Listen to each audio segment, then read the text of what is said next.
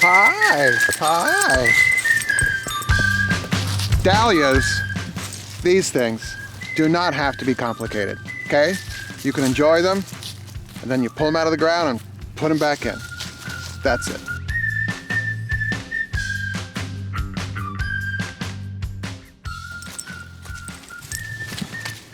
If you're thinking about planting dahlias next year, you know, it's the winter time and you're like, oh, they're kind of a lot of work, you know. They're not at all. And we put them in the ground once and they're beautiful. And then everyone's like, you go in the YouTube, oh, you gotta do this and that. You don't have to do anything if you don't want to, okay? But you can do very little and have beautiful dahlias.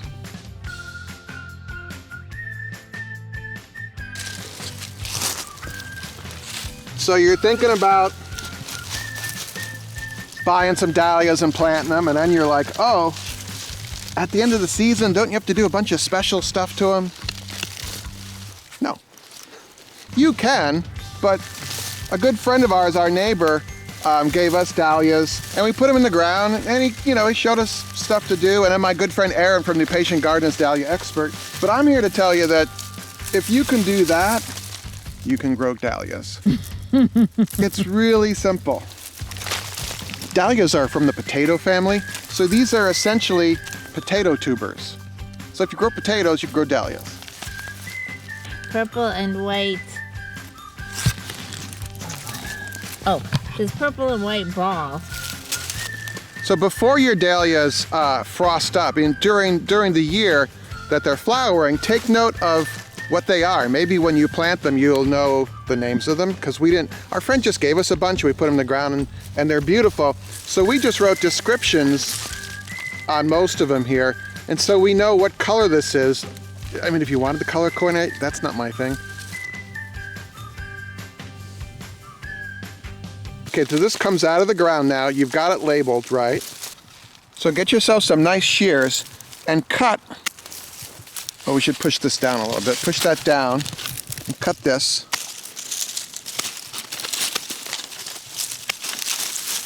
Don't cheap out. I'll link to these below. Don't cheap out on your clipper pruners, okay? So now you've got a mother plant that you could just replant next year, or you can separate this, and we'll go into that a little bit, but right now I'm just gonna knock the dirt off of here. You can do that with a spray, what's the thing called? The garden hose with the sprayer on it.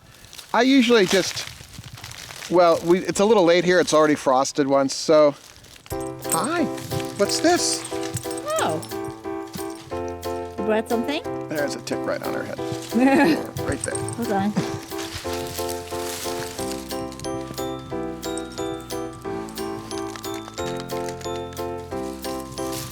Don't feed these to your dogs. Knock off as much dirt as you can, then we're gonna hit them with the hose. So let's dig up a couple more. This is a really nice, oh, the label came off again. All right. We'll have to Yeah, don't lose these. I'm gonna retie that. Which one's next? Well, we have so many of them because they multiply. And I mean, we got our bulbs for free, and now we have 2 raised beds of beautiful bulbs. So they all die back. When it frosts, they die back, and then you give it a week, and then you dig them up.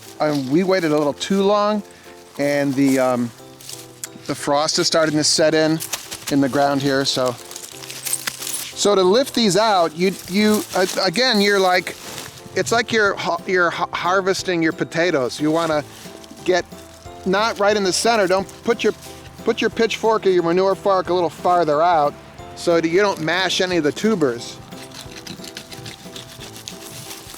And then I just lift it up.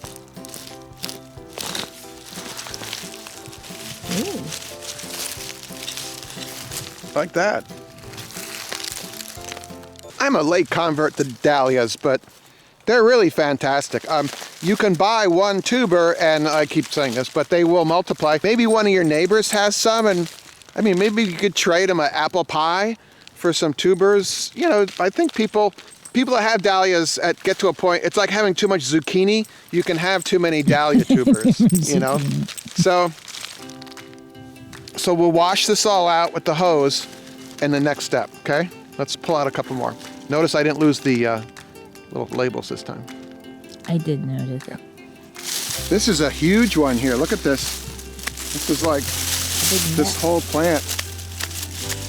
Another tip is when they first start sprouting in the spring, pinch back this, when it gets about this tall, pinch back the center grow tip and it'll bush out and you'll get more blooms. But the blooms are great. The camera operator loves having them in the house, right? Yeah, I do.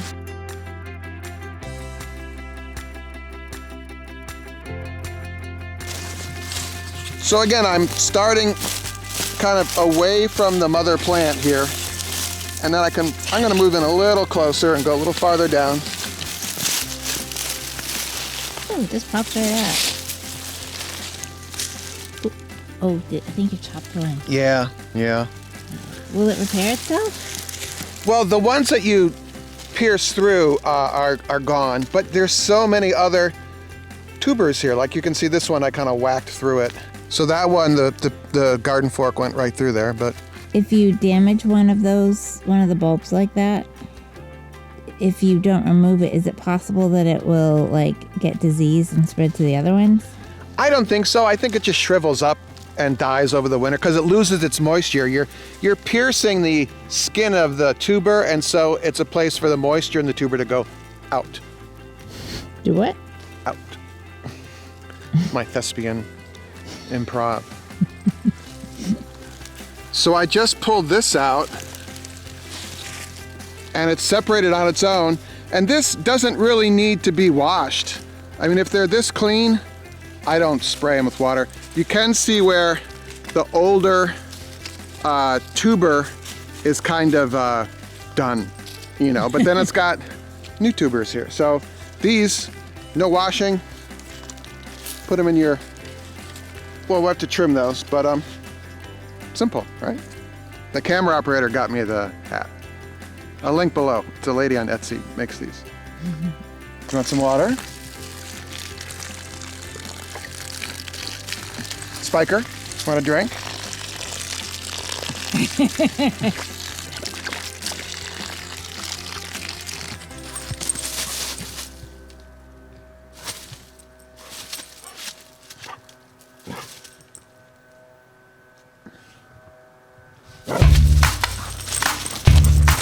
All right, feed your dogs, water your dogs, then clean. I can't find the sprayer. What's it called? The thing under the hose? Sprayer. Yeah. The nozzle? So we're just gonna use the thumb, okay? Okay. Watch out. See how that just cleans it all up? Takes all the dirt out? Yep. Do this outside.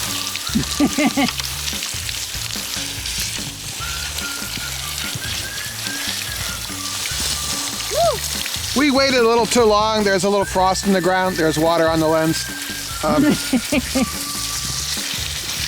Usually a week after your first frost, because the frost kills all the leaves, and a week after that, according to Aaron at The Impatient Gardener,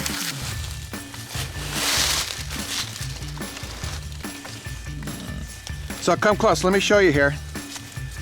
Do you see this tuber versus that tuber? Yeah. See how that one looks like a new potato? Yeah. And this looks like kind of a shriveled sweet potato? Yeah. So the sweet potato one, the one with the thick skin, is one of the original tubers we planted. And then these are the new ones that grew this year. So over the winter, these are all gonna shrink a little bit because the moisture's going out of them. And then I can make a video in the spring for this, or we can link to Aaron. Aaron has a really good video about this. You can wiggle these apart or cut them apart. And almost every one of these tubers could be a new begonia. No, Dahlia. Have I been saying begonia the whole time? No, you've been saying Dahlia. Begonias are tuberous too. But that's the aha moment here. See, these are you can see the old ones here and new ones there. Yep, easy. Neat, huh? Yeah. What do you store them in? Whatever you got. I got these from a nursery, maybe? These grocery store vegetables come in these, and grocery stores throw these out in the back of the store. You could ask for these. And then some other kind of containers, which we won't name. So something that's plastic with holes in it works best. That's what I found. Isn't that beautiful? So this was like a single tuber maybe, and then it multiplied into that. Maybe someone's gonna yell at me in the comments about the Dahlia thing, but I'm gushing about them. We've got this one labeled. It's all clean. We're gonna go into our container here. Ooh, look, this already separated. Oh yeah, look at that. Oh!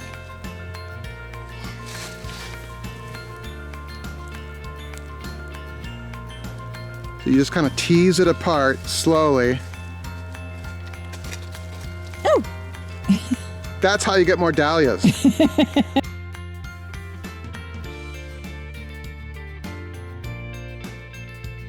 Probably this one, when it dries out, I bet we can separate some more out of both of these. So you've got one plant, you know, you let it grow a couple years and you can separate it and it becomes like 2 or 4 plants. Isn't that cool?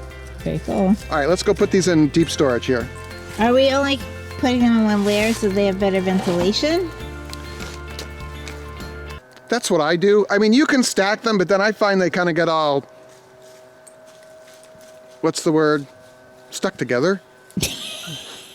We have the luxury of having a lot of these containers. So people talk about using sawdust, wood shavings, newspaper. This method I'm going to show you works for me, okay? Hi, you coming in? Glad to see us. Don't look in my basement, okay? It is a work in progress like me. Does your average viewer have a root cellar? This is not for your dahlias. This is a reverse osmosis system for maple syrup. I made a video about that. I made a bunch of maple syrup videos. Those links will be below. And then this is the coolest area of our basement. It is actually kind of an adjunct little root cellar that was built on in the 1950s. Oh, hey there, Spiker. Hi. Don't let your dogs eat your dahlias. No. That could be a song. These will dry out. Again, it's about 50% humidity down here. Winters are typically lower humidity anyway in people's basements. And then this just sits right here. That's our high-tech storage for dahlias. If you want to get more in-depth, I'm going to link to Erin, the Impatient Gardener's dahlia videos that should be floating right here. She is brilliant, and I'm kind of a disciple of Erin. She knows a lot. So if you want to spend more time with me, there should be a video here. You want to see Erin's videos right down there. Links for all that are below. Good luck with your dahlias.